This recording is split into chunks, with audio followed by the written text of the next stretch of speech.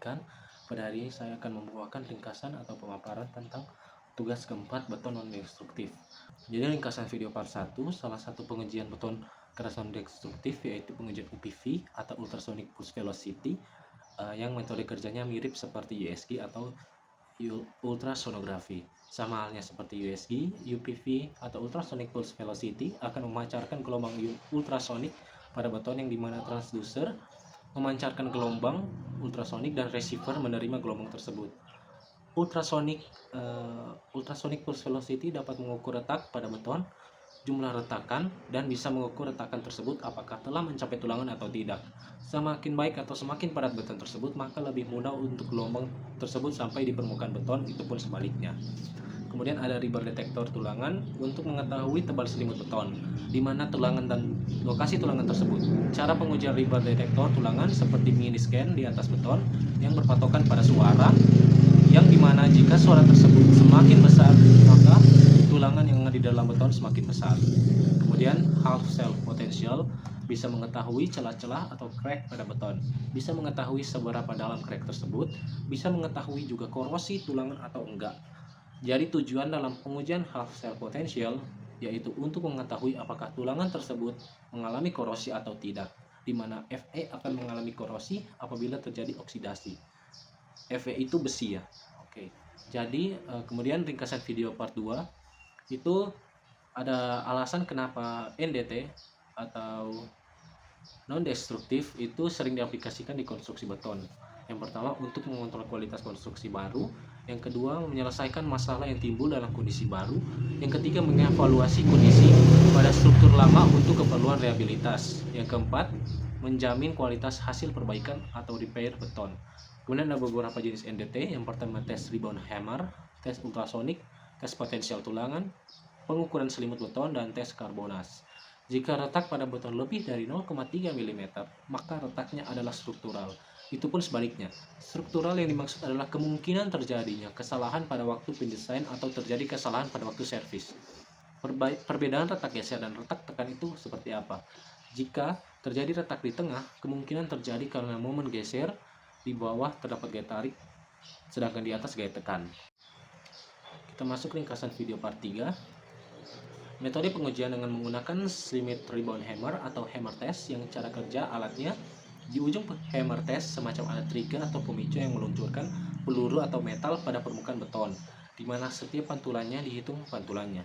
Permukaan beton tidak memberikan interpretasi secara betul kualitas kuat tekan beton yang sebenarnya. Jadi, dalam penggunaan hammer test pada permukaan beton harus rata dan harus 90 derajat. Jadi hammer testnya harus siku seperti ini. Kemudian salah satu kelebihan hammer test yaitu murah, mudah dibawa, pengukuran bisa dilakukan dengan praktis dan mudah digunakan.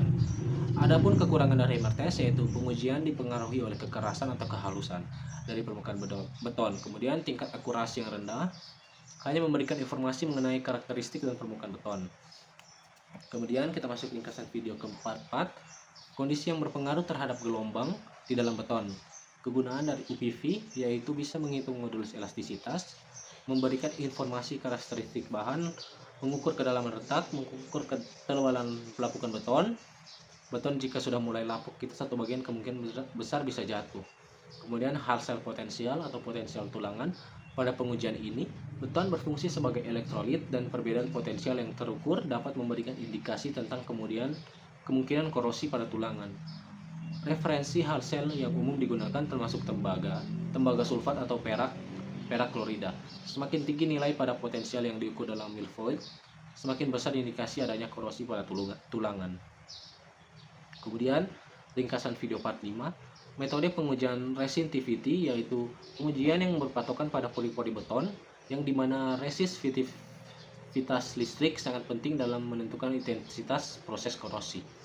Dalam beton, dengan resisitivitas listrik tinggi, proses korosi akan lambat dibandingkan dengan beton yang resisitivitas rendah. Adapun beberapa kelebihan dan kekurangan dari pengujian resisitivitas, pengujian ini relatif murah dibandingkan dengan metode pengujian lain, sehingga menjadi pilihan ekonomis untuk evaluasi kualitas beton. Kemudian ada pengujian resisitivitas dapat dilakukan di lokasi konstruksi dengan alat yang sederhana, membuatnya mudah diakses oleh para insinyur maupun teknisi, Hasil pengujian bisa diperoleh secara cepat, kemungkinan mengambil keputusan yang lebih baik dalam proses konstruksi. Adapun beberapa kekurangannya yaitu hasil pengujian dapat dipengaruhi oleh faktor eksternal seperti kelembapan, suhu, dan konsentrasi ion dalam larutan pori beton yang dapat mempengaruhi akurasi data. Untuk mendapatkan hasil akurat, pengujian resistivitas seringkali memerlukan kalibrasi dengan sampel standar yang mungkin tidak tersedia di lokasi pengambilan sampel. Nah, kemudian kita masuk pendapat tentang pentingnya NDT dalam menjaga keberlanjutan struktur bangunan. Jadi menurut saya, hal yang sangat penting dalam metode NDT yaitu kemampuan untuk mengidentifikasi cacat tersembunyi yang dapat menyebabkan kegagalan struktural. Dengan mendeteksi masalah seperti retakan atau korosi di dalam beton, kita bisa meminimalisir dampak awal serta kita bisa menindaki atau pencegahan dalam beton tersebut sebelum terjadi kesalahan fatal yang bisa merugikan finansial maupun kerusakan infrastruktur pada bangunan. Kemudian usulan pengembangan metode NDT di masa depan. Saya sudah meng-search di Google dan beberapa laman lainnya ditemukan beberapa pengembangan metode NDT untuk di masa depan, yaitu menggunakan kecerdasan buatan AI. Itu salah satu yang paling masuk untuk